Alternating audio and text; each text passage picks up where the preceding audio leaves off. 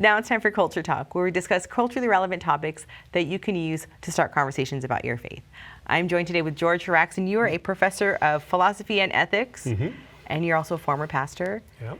And we're going to be talking about the 20th anniversary of 9/11. My first two questions are, first, were you a pastor when? Yes. Oh, okay. All right. So you're coming with that perspective. The question everybody asks whenever something like this significant happens is, where were you? So where were you on 9/11? Yeah. Well, I had some church meetings the night before that went really late. So actually I was sleeping in. Oh, God. And my wife came over and woke me up and said, do you know what's going on? And I'm like, well, what do you mean? And she came out because someone had called her, because we didn't have the TV on or anything like that. Right. And that's when we discovered all that was going on. And then I started immediately getting calls from people at church and that. And I had a friend who lived in New York at the time, and he, sent me this picture right around a little bit after that time. Wow. That I came to my office. What were your initial thoughts as all of this was unfolding? Or I'm not sure, maybe it unfolded by the time you woke up, but what were your initial thoughts? Well, in some respects, that the world has changed. Right. And we aren't as used to it, at least in the North American context, to have such threats, on our soil. I had traveled to many other places in the world. Particularly, I was in Romania in '91, and there was a coup that happened in Russia, and I saw all the Romanians get nervous because they were worried about, communism coming back into their country and things like that. And so they lived with that kind of fear, if you might say.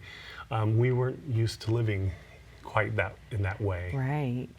So it's hard to believe that it's been 20 years, but looking back now, like, what sort of conversations might you have? Because this is going to be coming up. Sure. What sort of conversations might you have, particularly as you're engaging with those who might say, 9/11 is a reason why religion is problematic. How do you respond to that from a Christian perspective? Well, Christianity predicts that human beings are a problem. We might ask, why does God permit such evils? But you could flip that question a little bit, and there's a prior question: why do human beings act out so much evil in the world? And a question I like to ask people in a situation like this is, do you think people are basically good, or do you think they're basically flawed or bad? Which is more stronger? And I even asked this of students in my class, and it's interesting how many will say that people are basically good.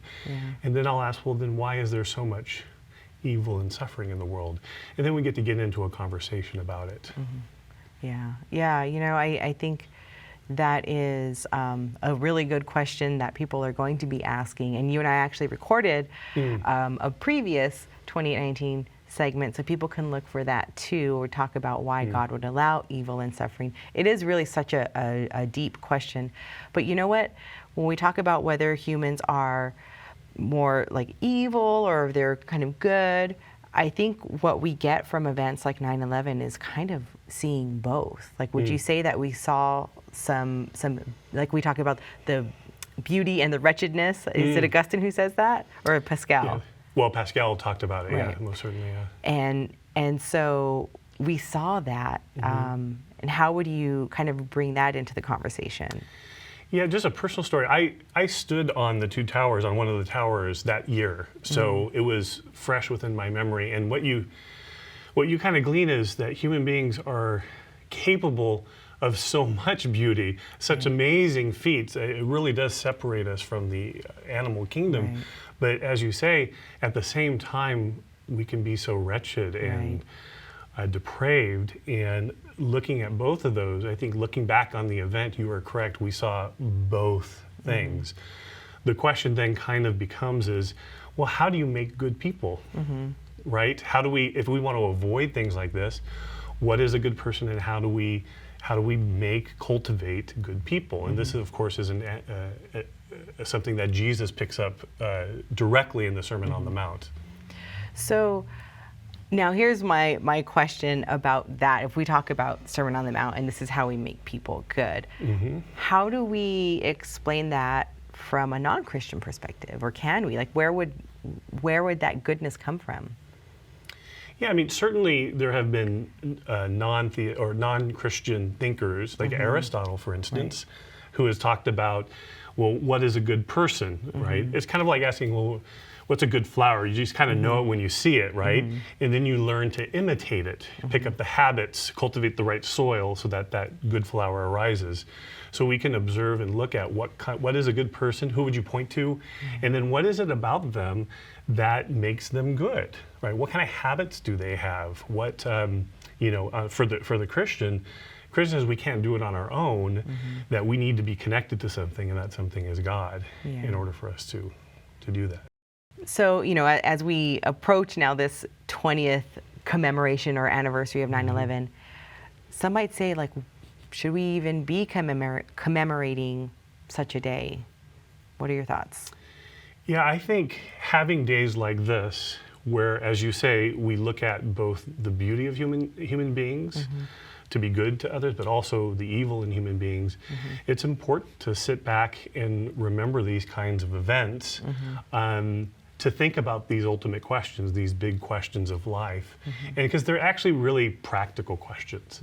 What a good person is, how do we become a good person? And also, how do we relieve people of suffering in that? A big part of this was helping people to overcome a very painful, evil event.